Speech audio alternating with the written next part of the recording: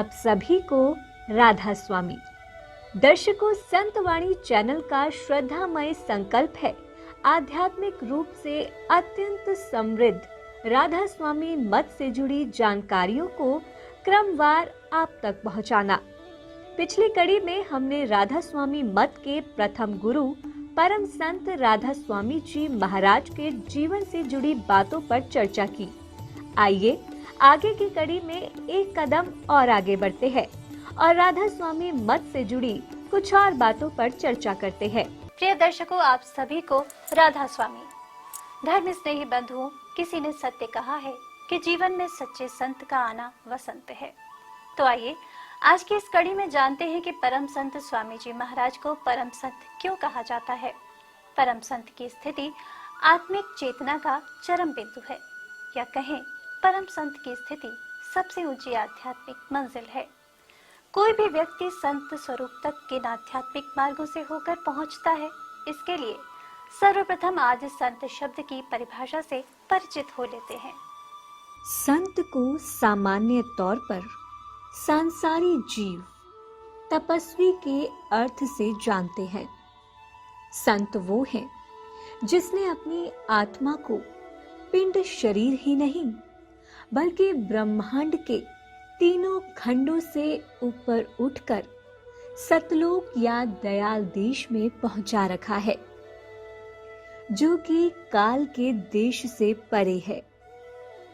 यहाँ यह बताना जरूरी है कि जब हम अनामी या राधा स्वामी लोक से नीचे की ओर चलते हैं तो सतलोक तीसरी मंजिल है और सहस्त्र दल केवल 8वीं मंजिल है। अतः स्वामी जी महाराज की वास्तविक मंजिल निवास स्थान या निज घर अनामी धाम है। यह कहना सर्वथा उत्तम होगा कि परम पुरुष अपने निज रूप को ही धरती पर संत रूप में जीवों का उद्धार करने आते रहते हैं। अतः काल के देश में सत्पुरुष संत रूप लेकर आते हैं और अधिकारी जीव को नाम का भेद बताकर निज देश पहुंचाते रहते हैं। काल के देश में यहाँ परम पुरुष और निज देश का ज्ञान रहस्य बना हुआ है। संत सतगुरु अनुरागी और अधिकारी जीव को स्वयं ही यह ज्ञान प्रदान करते हैं। दर्शकों, आइए अब हम स्वामी जी महाराज के बचपन की ओर चलते हैं। स्कूल के समय से ही स्वामी जी महाराज अपने परिवार में धार्मिक आध्यात्मिक उसूलों को सबसे ऊपर रखते थे। हम ये जानते हैं कि उनके माता पिता और पूरा परिवार आध्यात्मिक मार्ग पर चलने वाले थे। अतः उस छोटी सी उम्र में ही वे दुनिया की नाशवान प्रकृति के बारे में पूरी तरह ज्ञान रखते थे। उन्होंने सार वचन में ये कहा है, यह तन दुर्लभ तुमने पाया, कोटि जन्म भटका जब खाया। अब या को बिरथा मत खो, चेतो छिन छिन भक्ति कमाओ। वे बार बार इस बात पर जोर देते थे कि ये संसार एक बड़ा मायाजाल है। जीव अपने मूल निज घर से बिछुड़कर 4 खानों और 84 योनियों में निरंतर भटक रहा है। वो घोर कष्ट और नरक की पीड़ा से गुजर रहा है और अपने मूल और निज घर या निज धाम की ओर जाने वाले मार्ग से पूरी तरह अनभिज्ञ है। किस उद्देश्य से मानव तन मिला है, इस बात को आजीवन मनुष्य जान ही नहीं पाता। इसलिए भटकाव निरंतर चलता रहता है। ये भटकाव ही जन्म बंधन से प्राणी को बांधे रखता है। जब प्राणी सच्चे संतों का सानिध्य प्राप्त कर लेता है तो जीवन का मार्ग उसके लिए आसान हो जाता है। प्राचीन काल के महात्माओं ने इसीलिए ही मनुष्य को सर्वोच्च संवेदनशील जीव कहा है। उन्होंने हम जीवों को मानव जीवन का सर्वोत्तम उपयोग करने का आदेश दिया है। संत महात्माओं के वचन के सार को हम गहराई से समझे तो मानव को अपनी इंद्रियों पर इतना नियंत्रण होना चाहिए कि वो सांसारिक कर्मों के बंधन से स्वयं को बांधे नहीं, बल्कि निस्वार्थ भाव से कर्म करते हुए स्वयं को निज देश के मार्ग से भटकने ना दे। लेकिन ईर्ष्या, द्वेष और प्रतिस्पर्धा से भरे इस संसार में आगे निकलने की होड़ में निज देश का भाव ही मन से निकल चुका है। इस नश्वर संसार को ही अपना घर मानने वाला जीव अंधी दौड़ में शामिल है। सच्चे गुरु की शरण में आकर जब आत्मज्ञान का प्रकाश जागृत होता है, तभी ये ज्ञान मानव को होता है कि परमात्मा का घर ही जीव का असली डेरा है। बाकी समस्त संसार के क्रियाकर्म तो कुछ देर का सुख या दुख देने वाले हैं, लेकिन परमात्मा की भक्ति इहलोक और परलोक में सुख देने वाली है।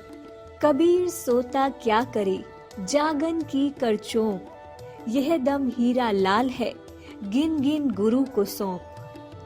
कबीर साहब कह रहे हैं, क्यों सो रहा है, जाग, अपनी हर सांस गुरु को सौंप दे, क्योंकि तुम्हारी हर सांस हीरे और रूबी की तरह कीमती है, जो तुम व्यर्थ ही खोए जा रहे हो।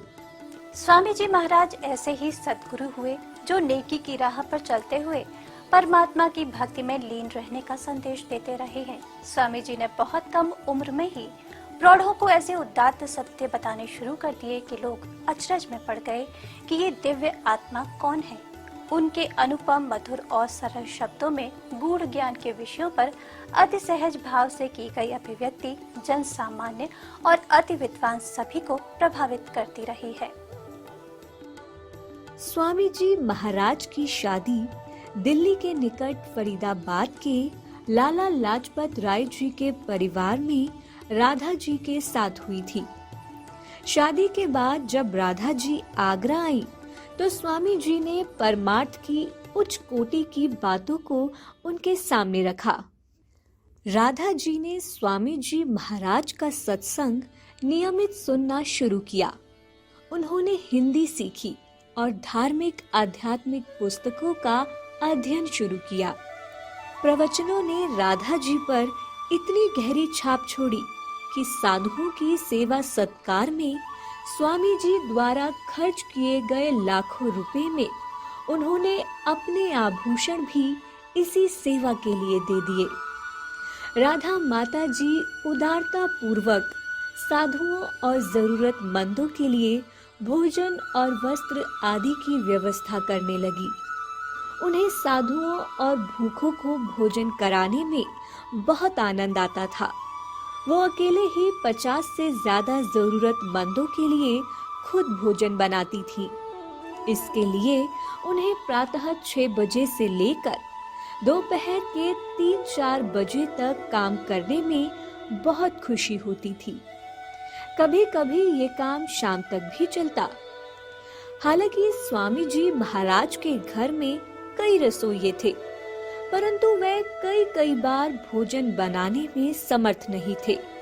राधा माता जी को नकद दान देने का भी शौक था। वे अपने पास रुपए, आधा रुपए जैसे विभिन्न मूल्य के सिक्कों से भरा पर्स रखती थी। वे मांगने वाले की योग्यता अनुसार दान देती रहती थी। राधा माता जी की चर्चा के पश्चात अब एक बार पुनः चर्चा स्वामी जी महाराज की। स्वामी जी महाराज पढ़ाई पूरी करने के बाद बांदा में फारसी भाषा के शिक्षक नियुक्त हुए, परंतु शीघ्र ही उन्हें महसूस हुआ कि वो काम करते हुए भक्ति में पूरा समय नहीं दे पा रहे हैं। इसलिए स्वामी जी नौकरी छोड़कर वापस आगरा आ गए। उनके पिता ने उन्हें जीवन यापन के लिए कुछ काम करने की सलाह दी। उन्होंने इस शर्त पर एक काम को स्वीकार कर लिया जिसमें कम समय देना पड़ता था और उनके भजन में कोई व्यवधान नहीं होता था। सदगुरु की मौत से बल्लभगढ़ के राजा को एक शिक्षक की जरूरत हुई और स्वामी जी महाराज के ससुर जी ने उसे ये काम स्वीकार करवा लिया। सत्तारूढ़ राजकुमारों के साथ ये प्रथा थी कि वे अपने कर्मचारियों को वेतन, वाहन और नौकरों के अलावा अन्य प्रावधान भी प्रदान करते थे, लेकिन स्वामी जी महाराज अपनी जरूरत के हिसाब से थोड़ा रखकर बाकी सब कुछ गरीबों और जरूरतमंदों को बांट देते थे। हालांकि सभी राज्य के अन्य कर्मचारी अधिशेष को बेचते थे, वे स्वामी जी की उदारता और दयालुता से चकित थे। स्वामी जी के दर पर जो भी कोई कुछ मांगने आता वो कभी खाली हाथ वापस नहीं गया। स्वामी जी ने राजा का ये कार्य सिर्फ अपने पिता की खुशी के लिए करना स्वीकार किया था। स्वामी जी महाराज को अपने पिता के संसार छोड़ने का समय ज्ञात था और वे अपने पिता के देह त्यागने से ठीक एक दिन पहले नौकरी से त्याग पत्र देकर आगरा आ गए। स्वामी जी ने उनकी बहुत सेवा की। सारी रात वे उनके पास पवित्र वाणी का पाठ करते रहे ताकि उनकी सुरति आनंद में लीन रहे। स्वामी जी के पिता ने स्वामी जी की पितृभक्ति पर प्रसन्न भाव से संतोष प्रकट किया। स्वामी जी महाराज के पिताजी और दादाजी फारसी भाषा के बड़े विद्वान थे। ज्यादा उम्र होने पर उन्होंने नौकरी छोड़ दी और आगरा आ गए। परमार्थिक होने के साथ गुजर बसर के लिए उन्होंने लोगों को रकम उधार देने का कार्य शुरू किया। किंतु सुंदर संयोग रहा कि थोड़े समय बाद ही स्वामी जी महाराज के छोटे भाई श्री वृंदावन दास जी को पोस्ट मास्टर जनरल के ऑफिस में नौकरी मिल गई। स्वामी जी महाराज ने अपने सबसे छोटे भाई प्रताप सिंह जी से कहा कि परम पिता ने जीवन यापन के दूसरे साधन दे दिए हैं, अतः ब्याज पर रकम उधार देने का काम ठीक नहीं है। उन्होंने बड़ी ईमानदारी से देनदारों में जो रकम दे सकते थे उनसे रकम ली और अन्य जो देनदार देनदारी में असमर्थ थे उनके सभी खाता बही और तमाम पर्ची फाड़ कर जला दी, क्योंकि स्वामी जी का मानना था कि संतों ने ब्याज पर रकम देने की निंदा की है। मोहम्मद साहब ने भी ब्याज पर रकम देने को हराम कहा है। कबीर साहिब कहते हैं, जुआ चोरी मुखबिरी ब्याज घूस पर नार, जो चाहे दीदार को एती वस्तु निवार। कबीर साहब कह रहे हैं कि परम पुरुष के दर्शन करना चाहते हो तो जुआ, चोरी, मुखबिरी, ब्याज, घूस और पर स्त्री की ओर से मुंह फेरना होगा। बंधु, स्वामी जी जैसे परम संत का सानिध्य जिसने प्राप्त कर लिया उसने देश समाज को सदैव कुछ देने का प्रयास किया। स्वामी जी के ऐसे ही परम भक्तों में से एक राय वृंदावन साहब बहुत ही उच्च कोटि के भक्त और फकीर थे। अवध में प्रचलित वृंदावाणी संप्रदाय की शुरुआत उन्होंने ही की थी। उन्होंने बिहार वृंदावन और समर बिहार वृंदावन नाम की पुस्तक की रचना की। साथ ही उन्होंने खुले दिल से परमार्थ कार्यों पर दान दिए। उन्होंने स्वामी जी महाराज की तन मन धन से सेवा की। महाराज जी का आदेश ही उनके लिए जीवन था। उन्होंने हमेशा साधुओं की भी उच्च श्रेणी की सेवा की। सेवा के दौरान जिन शहरों में उनकी नियुक्ति हुई उनमें से अधिकांश में उन्होंने सरकार की मदद और सहयोग से स्कूल और अनाथालय शुरू किए। ऐसे में दो संस्थान अभी भी अस्तित्व में हैं। उन्होंने अजमेर में एक स्कूल शुरू किया जहां वे 4 या 5 साल तक पोस्ट मास्टर रहे। स्कूल के बाद में एक सरकारी संस्थान के रूप में मान्यता मिली और अब यह अजमेर का सरकारी कॉलेज है। उन्होंने फैजाबाद में एक अनाथालय की नींव रखी जो अभी भी अस्तित्व में है। 1877 के दिल्ली दरबार में उन्हें उनके धर्मार्थ कार्यों के लिए सरकार द्वारा एक सनद प्रशंसा पत्र प्रदान किया गया था। धीरे धीरे राय वृंदावन साहब डाकघरों के अधीक्षक के पद तक पहुंचे। स्वामी जी के ऐसे असंख्य भक्त हुए जिनकी समाज में उच्च पद प्रतिष्ठा रही, लेकिन स्वामी जी जैसे महान संत की भक्ति का प्रभाव रहा कि बिना किसी अहंकार के वो सभी अपनी राह पर आगे बढ़ते रहे। स्वामी जी महाराज जिस मत को अपनाने की प्रेरणा देते हैं उस राधा स्वामी मत को संत मत भी कहा जाता है। राधा स्वामी मत में सुरत शब्द योग का अभ्यास बताया गया है। कहा जाता है परमात्मा शब्द स्वरूपी है। सभी जीव आत्माएं उन्हीं परम पुरुष की शब्दधार से उत्पन्न हुई हैं और उनकी निज देश निज घर की वापसी का रास्ता भी यही शब्दधार है। इसीलिए संतों ने सुरति शब्द योग को मुक्ति का सबसे आसान और सीधा मार्ग अपने अनुभव के आधार पर बताया है। सृष्टि के आरंभ से ही जीव आत्मा परम पुरुष परमात्मा के साथ थी। उनसे बिछुड़कर काल देश में फंस गई है। यहाँ निरंतर 84 का फेरा है। जन्म और मृत्यु का पीड़ादायक चक्र है। कठोर दुख के साथ जीव अपने निज घर से दूर, अपने स्वरूप और अपने निज घर को भूल चुका है। काल के ब्रह्मांड में फंसी जीवात्माएं सभी प्रलय और महाप्रलय के कारण बार बार अनंत कष्टों को झेलती है, दुखी होती है, परंतु काल ने उसके ऊपर ऐसा ब्रह्म जाल डाल रखा है कि उसे संसार का नाशवान सुख और ममता का बंधन ही सब कुछ लगता है। उसे निज स्वरूप और निज देश की खबर ही नहीं है। पुराने दिनों में संत यह शर्त रखते थे कि एक व्यक्ति को इस अभ्यास में तभी दीक्षा दी जा सकती है जब वह अपने घर का त्याग कर दे और एक वैरागी बन जाए। उस समय प्राणायाम के माध्यम से सुरति शब्द योग किया जाता था, जो बड़ा ही कठिन और कठोर अभ्यास है। उस समय इसके लिए लगाए गए संयम और नियम भी बहुत कठोर थे और कोई भी गृहस्थ इनका पालन करने में समर्थ नहीं हो सकता था। अतः बहुत थोड़े लोग ही इससे लाभान्वित हो पाते थे।